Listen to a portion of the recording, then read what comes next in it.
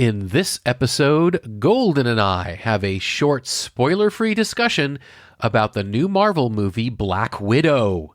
Full speed ahead. The Omega Beam. Full power.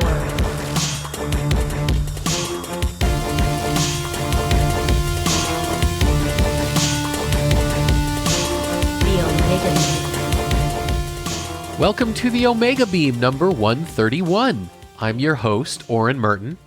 So here we are, a new Marvel movie finally. Black Widow debuted on both Disney Plus Premier Access and in theaters this weekend. So we've got a short, spoiler-free discussion for you right now. In our discussion, we'll explain why the spoiler-filled discussion is coming in a later episode. So let's get right into it. I am here with Golden to talk about Black Widow, the eagerly awaited Marvel movie that has been delayed numerous times and is finally out, both in the theaters and streaming for $30 extra on Disney Plus. Which is how we did it. Yeah. We had said, last year, I'm like, okay, we may not pay the $30 for Mulan, but if Black Widow came to Disney Plus, we easily would. Absolutely. So what we've done in the past few big blockbuster movies is we've started with a shorter spoiler-free segment and then gone into the full spoilerific analysis later. This time we're going to do something a little bit different because, as Golden said, we got it on Disney Plus so we could see it the very minute it came out. But we also did something that here in the U.S. you can do these days. I've been told that you can't in various European countries and maybe not elsewhere around the world. But here in the U.S., they're so desperate to get people back into theaters that you can actually rent an entire small theater in these multiplexes where they'll let you bring in up to 20 people or so, and you can choose which movie you want to show. So we rented out a theater so we and our friends could watch Black Widow, and we'd know that everyone in the theater is vaccinated, and it seemed like that's the way to ease back into the movies, and we've missed going to the movies. It was our Friday night date night. It was. So what we're going to do this time is this is just going to be the spoiler-free discussion of Black Widow.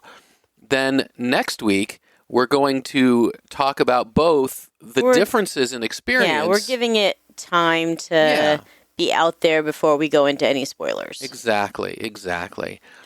So, as spoiler-free as we can, how'd you like the film? I enjoyed it. I think what I enjoyed the most was probably the writing, the character interaction. Yeah. Especially with Yelena. Her interactions with just all of the other cast members. How she interacts with Scarlett Johansson's character as the sister or whatever their relationship is. I just very much enjoyed their banter about it.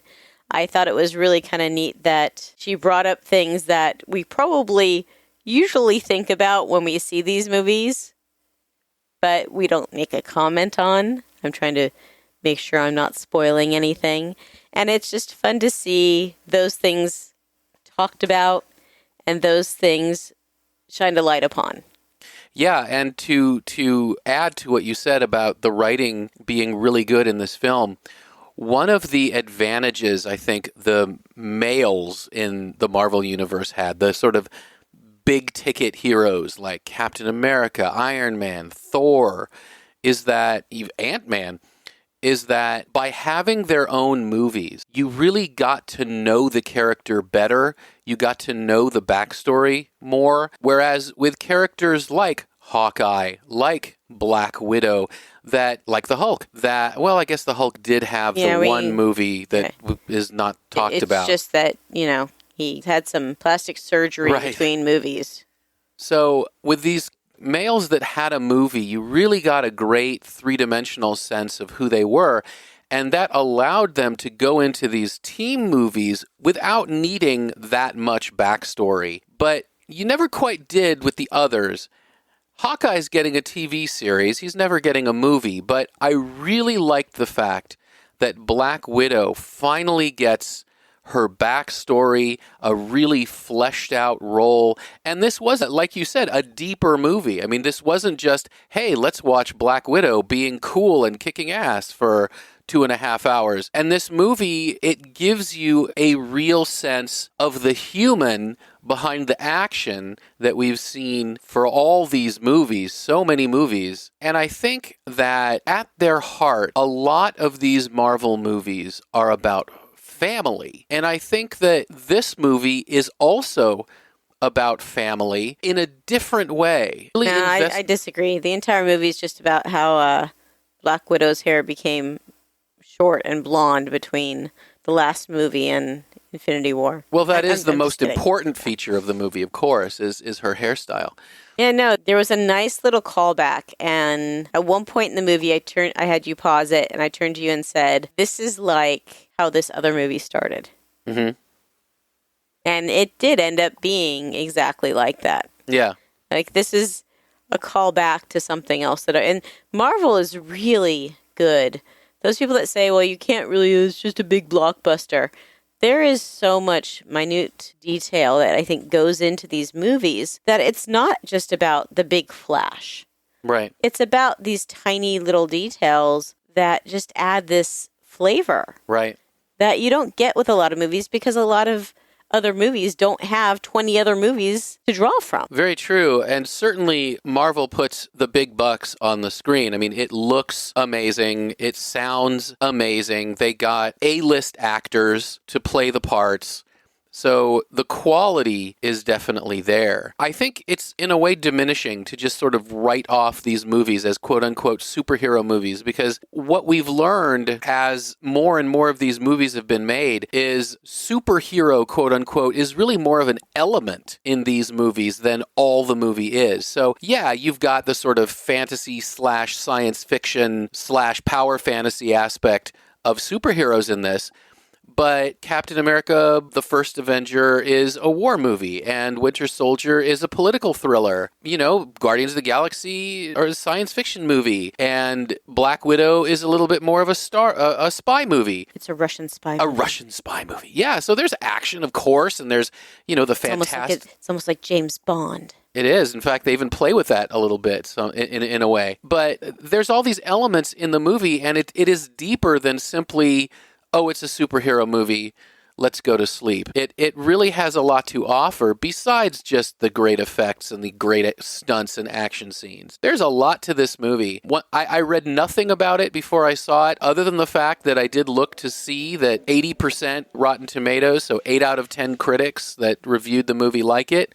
I think it's safe to say we agree with those 8. Yes, definitely.